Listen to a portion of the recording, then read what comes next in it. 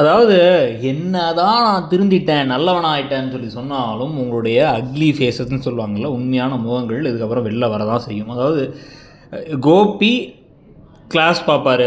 எல்லா விஷயங்களையுமே வந்து இப்படி தான் இருக்கணும், அப்படி தான் இருக்கணும்னு பார்ப்பாருங்கிறது நமக்கு ஆரம்பத்துலேருந்தே தெரியும். அதனால தான் வந்து மற்றவங்கெல்லாம் செல்வி அந்த வீட்டோட ஒரு ஆளாகவே வந்து நினச்சம்போது, ஈஸ்வரியும் சரி, ஈஸ்வரி வந்து ஏய் செல்வி அப்படின்னு பேசினாலுமே செல்வியை வந்து ஒரு லைன் தள்ளி தான் வச்சுருப்பாங்க.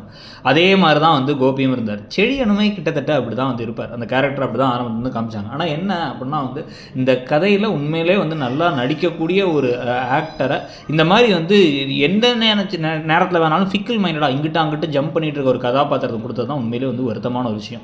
ஸோ இப்போ என்ன நடக்குது இங்கே வந்து பார்த்தீங்க அப்படின்னா ஒரு மாதிரி குழப்பமான ஒரு தருணம்.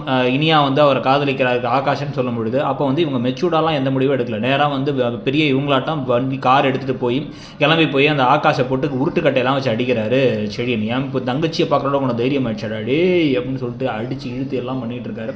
அதுக்கப்புறமா அந்த விஷயம் கேள்விப்பட்டு பாக்கியா கடுப்பாய் உனக்கு யாரும் அந்த தகுதி கொடுத்தானா என் தங்கச்சிட்ட பேசினா அப்படி தான் செய்வேங்கிறாங்க. நீ தான் வந்து இப்போ இந்த ஜெனியை லவ் பண்ண உன்னை கொண்டு போய் போலீஸ் ஸ்டேஷன் நிற்க வச்சோமோ உனக்கு எப்படி இருந்துச்சு? அப்போ அது ஒரு தடவையாச்சும் கற்றுக்க வேணாமா? அந்த மாதிரி அவங்க நம்மளை செஞ்சாங்க, நம்ம அந்த மாதிரி செய்ய வேணான்ட்டு அவன்ட்டு பல்லாரும் ஒன்று விடுறாங்க. பாக்கியா என்ன நீ கோவப்பட்டு இப்போ அடிக்கிற நம்ம பிள்ளைய போய் அப்படின்னு வந்து கோபி பேசும்பொழுது பிள்ளைங்களுக்காக தான் உங்களை வந்து எங்கள் வீட்டில் வச்சுருந்தேன்.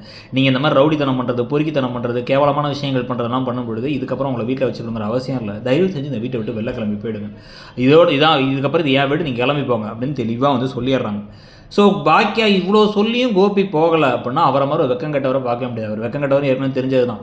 இப்போ இந்த சமயத்தில் புது புது ட்ராமாலாம் வந்து இப்போ வந்து ஈஸ்வரிலாம் பண்ணிட்டு இருக்கும்போது ஸ்ட்ராங்காக பாக்கியா நின்று வீட்டை விட்டு இவங்களை துரத்துனா தான் இந்த கதை இதுக்கப்புறமாச்சும் மூவ் ஆகும். அப்படி இல்லாமல் திருப்பி வீட்டுக்குள்ளே வச்சுக்கிட்டு இல்லாத பொல்லாத ட்ராமாவெல்லாம் பண்ணிக்கிட்டு ஒரு மாதிரி டாக்ஸிக்காக அந்த கதையை கொண்டு போயிட்டு வேணும்னே இழுக்கணுங்கிறதுக்காக எடுக்கிற இன்னொரு சீரியலாக அந்த சீரியல் அமைதுங்கிறது தான் ஒரு மாதிரி எரிச்சலான விஷயம். உங்களுக்கு என்ன தோணுதுங்கிறத சொல்லுங்கள். தேங்க்யூ.